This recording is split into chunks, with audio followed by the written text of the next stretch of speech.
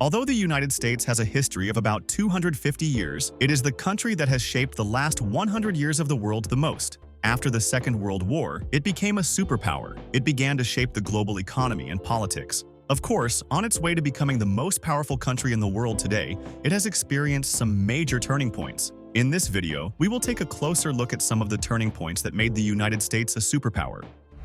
Great Migration.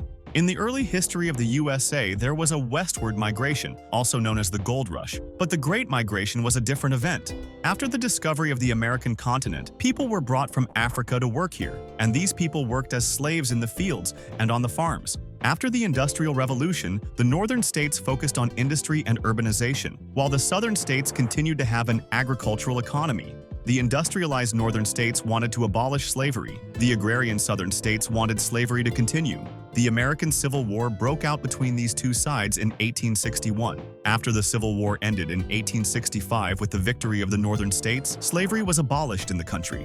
But this time, the southern states passed Jim Crow laws to maintain order.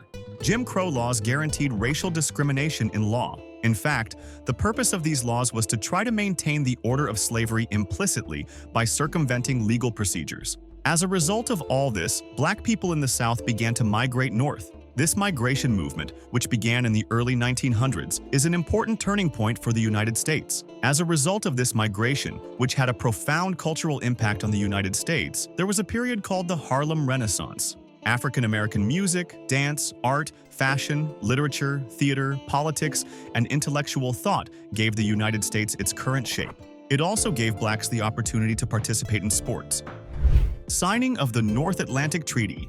During the Second World War, the Soviet Union, the United States of America, and the United Kingdom were politically very different countries acting together against Adolf Hitler's Nazi Germany. The Soviet Union was a centralized country ruled by the decrees of Joseph Stalin. The United Kingdom was a constitutional monarchy. The United States of America, on the other hand, had a system of separation of powers and many mechanisms involved in decision-making. These countries, united in the face of Adolf Hitler's aggressive behavior, were deeply divided at the end of the war. The USA was a capitalist country. The Soviet Union was communist. After a while, tensions began to rise between these two sides. The period that began with this tension and lasted until the collapse of the Soviet Union is known in world history as the Cold War.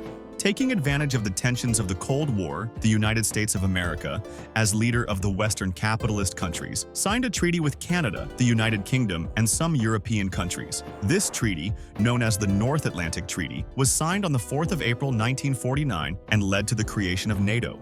NATO's aim was to protect the freedom and security of its allies by political and military means, particularly against the Soviet Union. NATO became one of the most important players in the Cold War. Under Article 5 of the North Atlantic Treaty, a military attack on one of the signatories was considered an attack on all.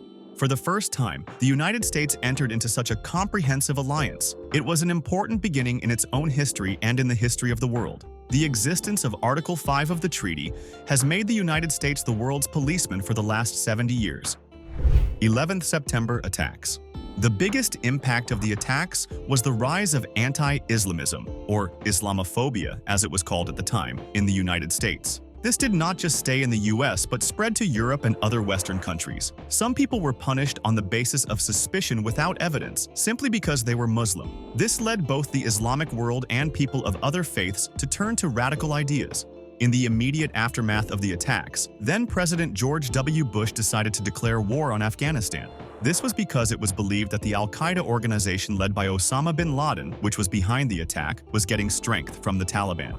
The war, launched to defeat the Taliban against a weak state, ended 20 years later with the Taliban in control of the country. This made it clear that the United States of America could no longer run amok in the world. In the United States, a country of immigrants, anti-immigrant sentiment began to rise after the 11 September attacks. As a result, anti-immigrant sentiment has reached its highest level today. With the rise of anti-immigrant sentiment, the racism against black people, which they have not been able to resolve throughout their history and which they have tried to cover up for a long time, has resurfaced. Police violence against black people has increased. Police violence reached such a point that black people finally revolted with mass protests. Moon landing. If today the United States of America is a country that shapes technology, then the first manned landing on the surface of the moon, which Neil Armstrong described as, "That's one small step for man, one giant leap for mankind," is very important. Indeed, until the first step on the moon, the United States had lagged behind its arch-rival at the time, the Soviet Union. The moon landing gave the United States the lead not only in the space race but also in the technology race. It has maintained that leadership from that day to the present. This is why there are still many people who believe that the moon landing is a fiction. After all, from a purely logical point of view, this step had no concrete return, but it brought the US to a very different point. Election of Donald Trump as president. The United States of America has a stratified political system based on the separation of powers and is considered the epitome of democracy. Of course, this is not the reality. For example, elections are held on weekdays, and election days are not holidays. In this way, they keep the working class away from the polls and try to unofficially prevent the greatest achievement of democracy, the right to vote. But to get back to our point, the US political system is really a structure in which different centers of power have a great deal of influence. This is why there are so many cliches about the US president being a figurehead. The election of Donald Trump as president has shaken the country's entire political order. Today, US officials and citizens are more politically radicalized than ever before. As a result, turnout for the 2020 elections, in which Trump is running for a second term, was at a record high. Donald Trump's presidency has exposed the hypocrisy of US democracy. After the end of his presidency, they resorted to anti-democratic means to silence Trump.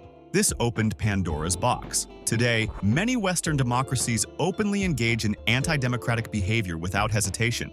According to some experts, Donald Trump's presidency marks the beginning of the decline of the United States of America, the country that has left the greatest mark on the world in the last 100 years.